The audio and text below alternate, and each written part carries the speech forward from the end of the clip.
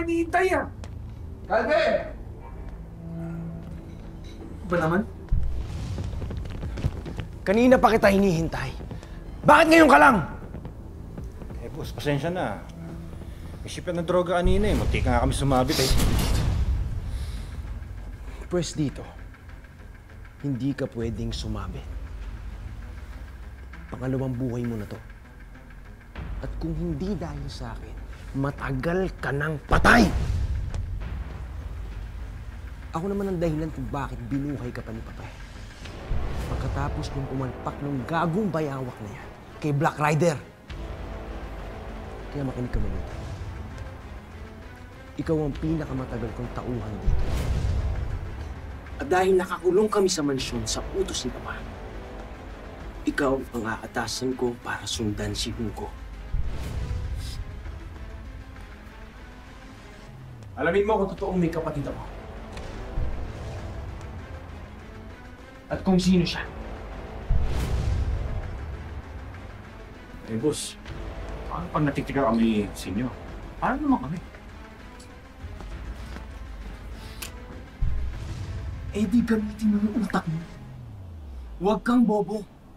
Huwag kayong tatanga-tanga para hindi kayo mahuli.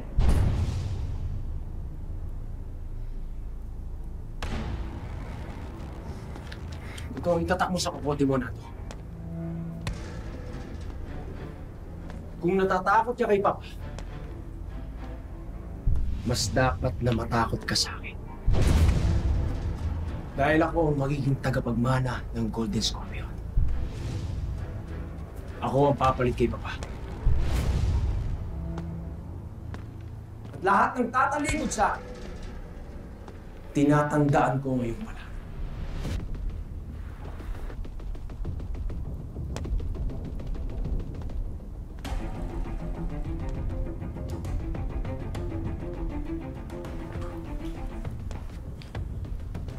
Pero pag naging tapat kayo sa akin, sisiguraduhin ko, lahat kayo makikinabang kapag ako na ang naging pinuno ng Golden Scorpion.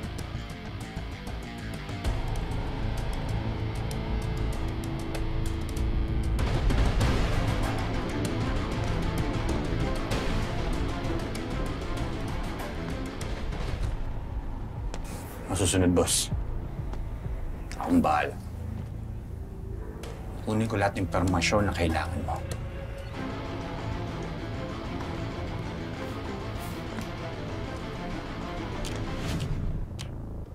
Siguraduhin mo lang.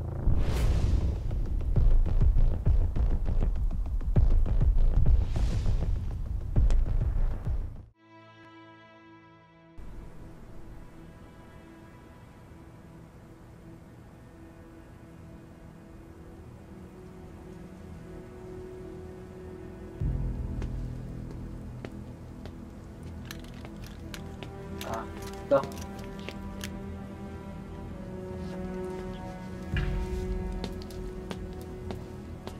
Doc Conrado, ito na po yung pinagawa niyong DNA test.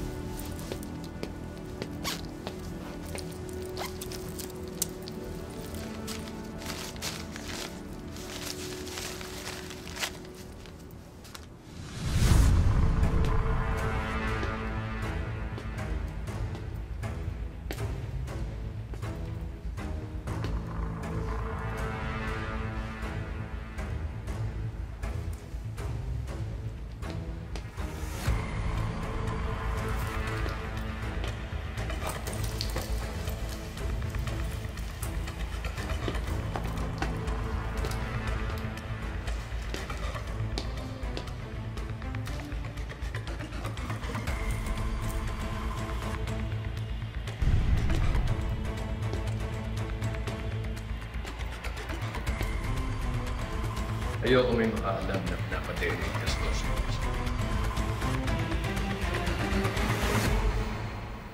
Malinaw, senyor. Kailangan ko yung kumuha ng care strategy para may match ko sa sample na meron kami kay Elias.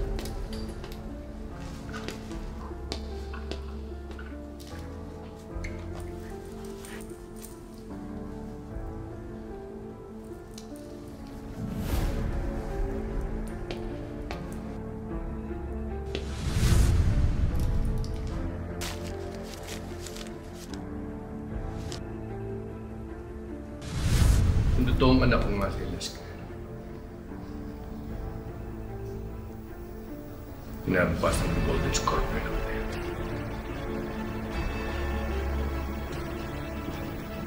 Kaya't hindi ka pwedeng magkamali. Hindi ko kayo bibiguin sila. Pakihan na yung sasakyan, pupunta tayo kay Senyor. Ngayon din.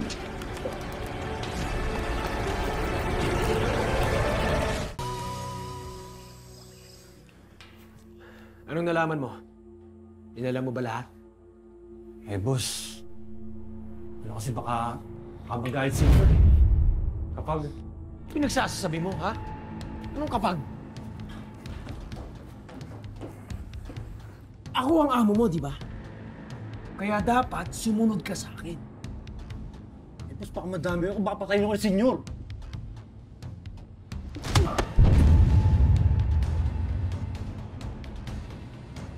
Ako ang papatay sa'yo kapag hindi ka nagsalita. Ano?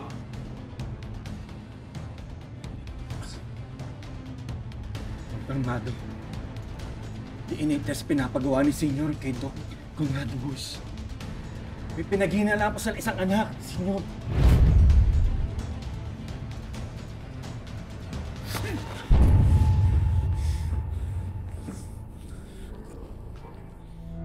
Sino yung lalaki?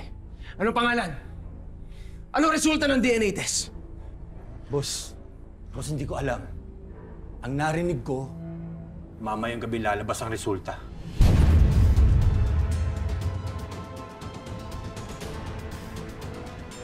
Kailangan kong makuha yung resulta na yun. Kailangan kong makuha yun. Ano pang ginagawa mo? Puntahan mo na si Doc Conrado! Abangan nyo na! Kailangan makuha ko yung DNA test. Kailangan maunahan ko si Papa. Libyado, boss. Libyado. Sige na!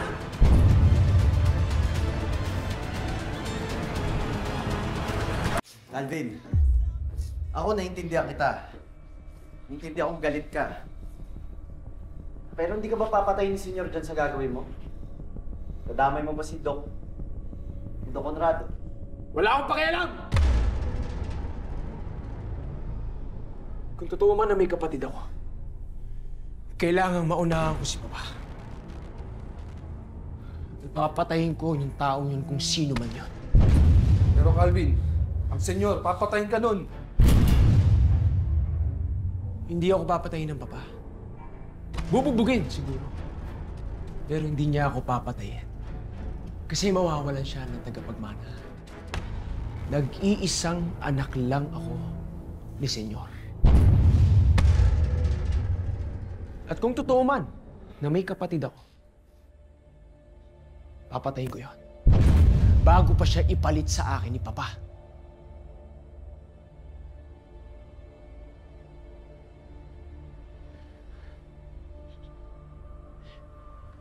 Ako lang ang may karapatang magmana ng lahat ng sindikato. Akin lang ang lahat ng meron si Edgardo Magallanes. Ako lang ang karapat-dapat na magmana ng Golden Scorpion! Papatayin ko lahat ng hahadlang doon. Kahit kayo!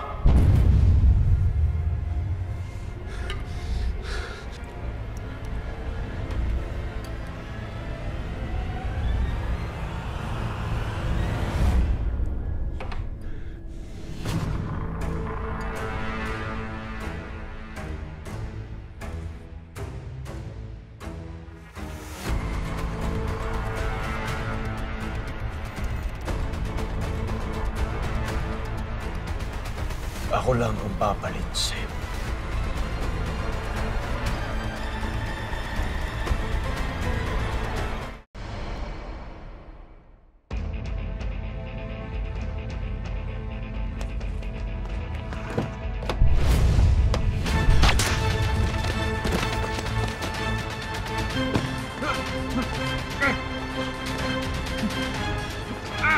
Akin na yung briefcase. Kung hindi, pupulutan yung utak mo sa kalsada.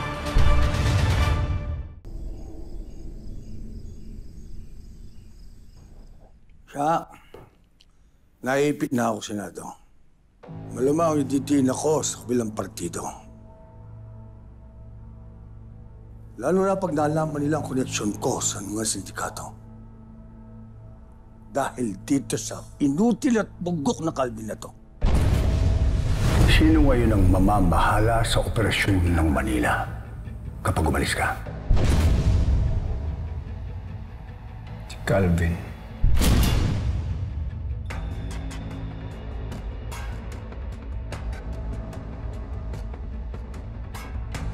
Tatapatin kita, senyor. Wala akong nakikitang potensyal sa anak niyo.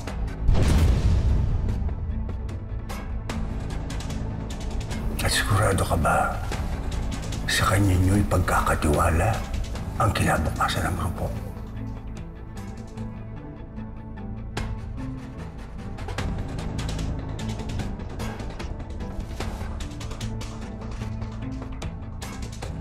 Alam ko ang ginagawa ko, William.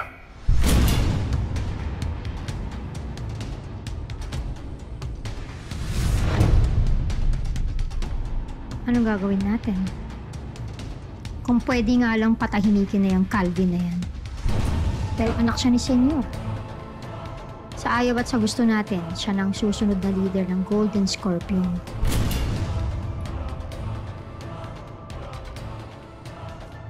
Alam mo siya, bago ako nag-senator at naging Senate President, nanilpihan ako bilang pinuno ng kapulisan at bilang pinuno ng customs. Kaya malaking utang na loob ko kay Senyor Edgardo. Pero malaki rin ang utang na loob niya sa akin. Kaya hindi ako pwedeng magpailalim dito sa bugok na Calvin na to. At di ko hayaan ang sarili ko na bumagsak kasama sa sindikatong ito.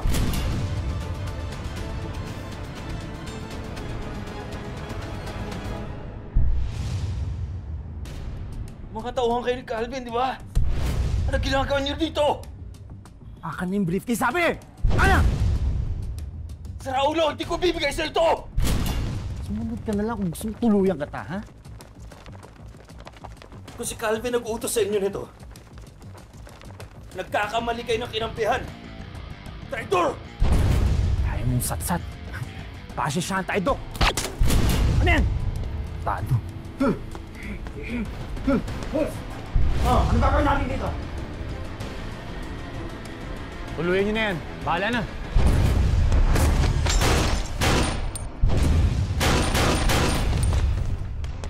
Dali si Doc sa ospital!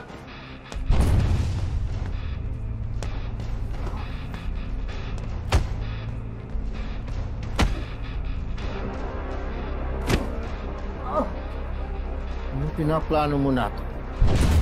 Saan ang punta yung mga traitor ko? Ha? Magsalita ka.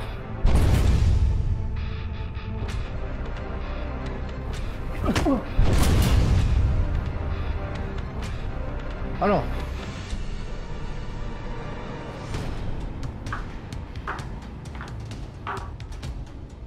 Anong plano mo? Ano sabihin, tatalikod na tayo kay Senyor Edgardo? Hindi pa ngayon siya. Kailangan pa natin siya. Kailangan makahanap tayo ng kakampi. Yung kakamping, hindi ako gagawin pandekorasyon lang. Hindi yung tagasunod lang sa inutil na Calvin na to.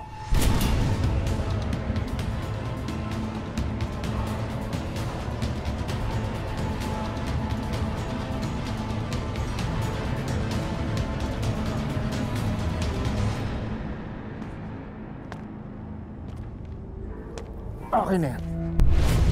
Nangingialam ka na hindi sa'yo. Ang lakas ng loob mong traidorin si Senyor. Inumamin ka na. Sino ang nag-utos sa'yo? Hindi ka magsasalita? Pues, paaminin nyo ang traidor na yan.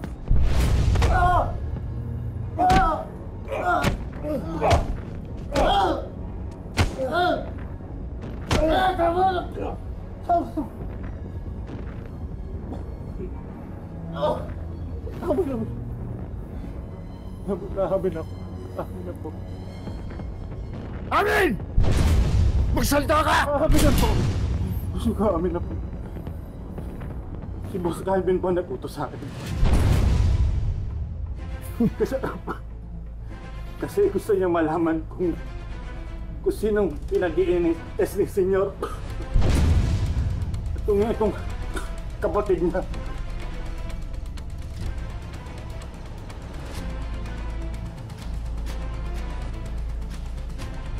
Bitbitin niyo na ang taong yan. Ang traidor na yan. May gagawin pa tayo sa kanya.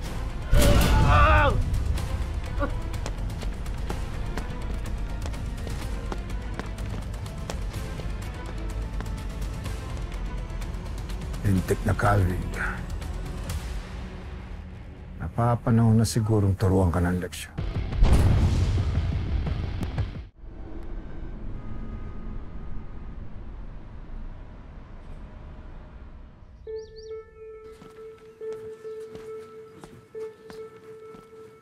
Magandang umaga, senyor.